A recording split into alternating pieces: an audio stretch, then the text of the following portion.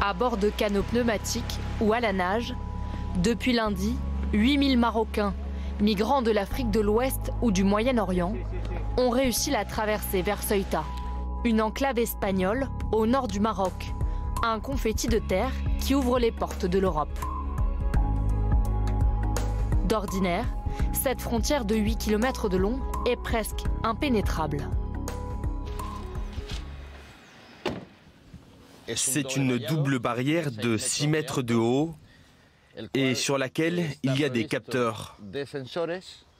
Si quelqu'un essaie de s'appuyer, ça va déclencher l'alarme et prévenir la centrale de surveillance qui va vérifier ce qui se passe.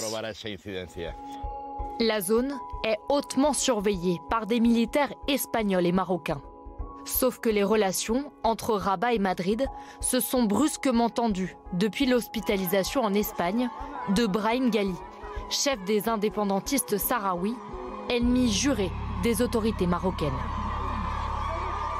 Pour faire pression sur le gouvernement espagnol, les gardes marocains ont décidé de se mettre en retrait.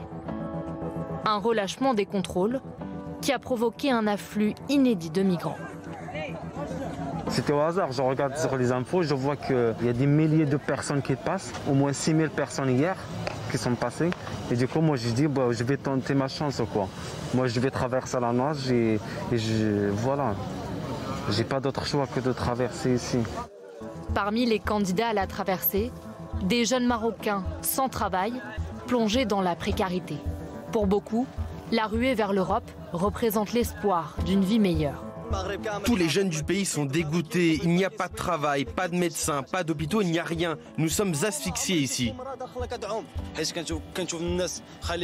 J'ai vu des femmes laisser leurs enfants à la maison, d'autres avec leurs bébés entre les mains pour risquer la traversée à la nage. C'est catastrophique. C'était à 2 h du matin. Nous sommes venus à pied jusqu'ici pour traverser à la nage. Face à cette situation inédite, Pedro Sánchez s'est rendu sur place en urgence.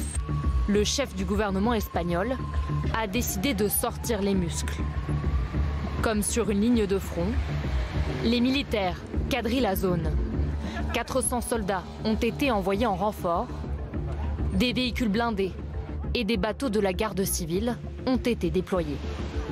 À leur sortie de l'eau, certains migrants sont frappés à coups de matraque. D'autres violemment poussés à l'eau. À Ceuta, la tension est au plus haut. Depuis lundi, 5600 migrants ont été renvoyés au Maroc, de l'autre côté de la frontière.